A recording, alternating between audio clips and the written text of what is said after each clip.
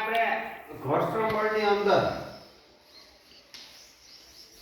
સપાટી ઉપરથી આપણે વસ્તુને ગગડાવવાનો પ્રયત્ન કરીએ, બરોબર? હવે આ વસ્તુ છે ઈ ગોળ વસ્તુ છે, ગોળક આકારની વસ્તુ છે, વર્તુળાકાર નથી. આને આપણે સપાટી ઉપરથી ગગડાવીએ છીએ. હું કાંઈ પણ પ્રકારના જોર વગર મૂકું એને મુક્ત પતન કહેવાય. શું આપણે કાંઈ પણ પ્રકારનું એને આમ ધક્કો મારીએ એ રીતે નથી મૂકતા. મુક્ત પતન ત્યાં મૂકીએ છીએ. તમારા બેન સુધી પહોંચે કે નથી પહોંચતી? બરોબર? આપણી પાસે બે ગોળા છે તો બે ગોળાનો અનુભવ કરીએ. હવે આ છે એ ગોળાકાર નથી, આ નળાકાર વસ્તુ છે, બરોબર? હવે આ નળાકાર વસ્તુને આપણે લીસી સપાટી ઉપરથી મુક્ત રીતે પતન કરાવીએ છીએ તો જો એની થોડીક દિશામાં પણ ફેરફાર લાગશે આપણને. હવે એવી જ રીતે આપણી પાસે નળાકાર ચુંબક છે. નળાકાર ચુંબકને પણ મુક્ત રીતે જવા દે તો એની ગતિની દિશાનું પરફેક્ટ રીતે આપણે નક્કી કરી શકતા નથી. અહીંયા જુદા જુદા ચોંટાડેલા નળાકાર ચુંબકો છે એને જવા દઈએ છીએ તો આવા પ્રકારની ગતિના અનુભવો થાય છે. હવે બધી વસ્તુઓ મારી પાસે આવવા દેજો. હવે શું કરીએ આપણે કે લીસી સપાટી ઉપરથી આપણે એને પસાર કર્યા. હવે એના માર્ગની અંદર આપણે થોડીક અવરોધ ઉત્પન્ન કરીએ, એટલે કે સપાટીને થોડીક ખરબચડી બનાવીએ અને દડાને આપણે મુક્ત રીતે જવા દઈએ તો શું અનુભવ થાય છે આપણે જોશું.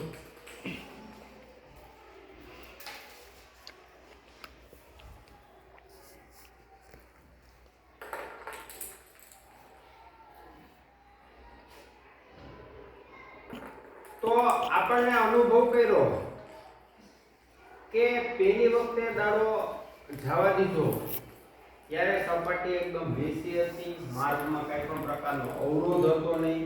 હવે માર્ગની અંદર ઝીણી રેતી આપણે મૂકી દીધી તો અને મુક્ત પતન આવ્યું તો દડો છે એ તમન્ના સુધી પહોંચ્યો નહીં, એટલે કે અવરોધને કારણે ગતિમાં ઘટાડો થયો અને એ જેટલું અંતર પહેલી વખતે કાપ્યું હતું એટલું કાપ્યું નહીં. અહીંયા આપણે દડા ઉપર કાંઈ પણ પ્રકારનું જોર આપવામાં આવ્યું નથી, એટલે કે મુક્ત રીતે જેને ખાલી ફ્રી છોડી દેવામાં આવ્યો છે. હવે આપણે સેલો ટેપનો ઉપયોગ કરી અને જોઈએ કે એ કઈ રીતે પહોંચે છે.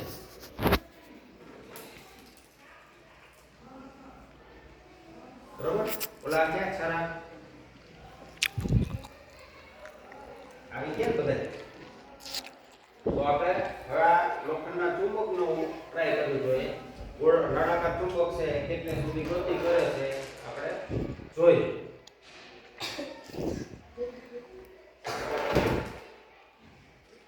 હવે બીજા એટલે પ્રયોગ નહીં કરતા આપણે માત્ર દડાના પ્રયોગો કરશું કે આપણે ગતિની અંદર અવરોધની અંદર વધારો કર્યો ને, કારણ કે રેતીનું પ્રમાણ વધી ગયું.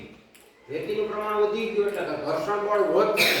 રેતી છે કે લીસી નથી, ઓમ લીસી છે પણ અંદર એની અંદર ખાડા ખાડા આવે છે, એટલે કે દડાઓ છે એ હવે કેવા પ્રકારની ગતિ કરે છે એ આપણે સમજશું.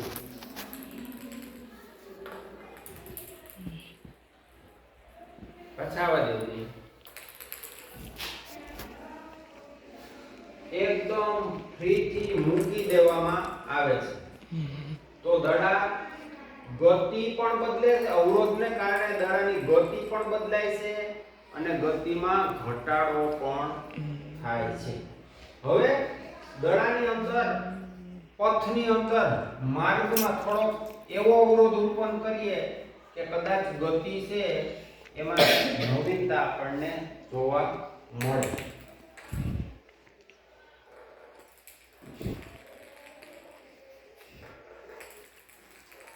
લાંબુ કરવું પડશે. રાખો તો બે બાજુ ડબલ રાખો. આમ માથે અને અડડે આ ખાનું પૂરું કર્યું અને પાછું બીજું રાખો. લાવો જી બે દડા. સૌપ્રથમ આપણે સેલો ટેપ ને જોઈએ. સેલો ટેપ છે ઈ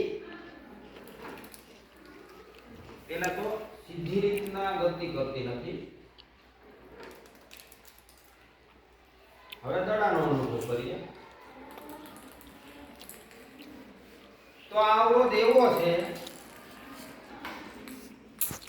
કે ખાસ કાંઈ પણ પ્રકારનો ફેરફાર દેખાતો નથી.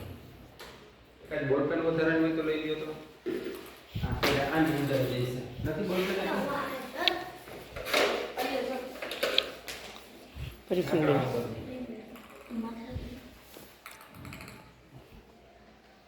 હવે આપણે શું કરીએ કે અવરોધો વધારતા જાય છે. ગતિમાં દડા ક્યાં દડા?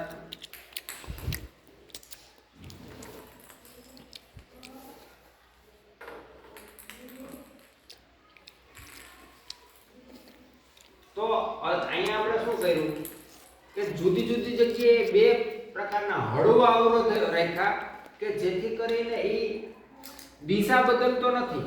હવે પછી આપણે એવો અવરોધ રાખશું કે એ દડા છે એની પોતાની દિશા લગભગ બદલી જશે.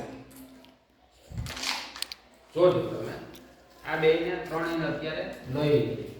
હવે ખાસ જોજો.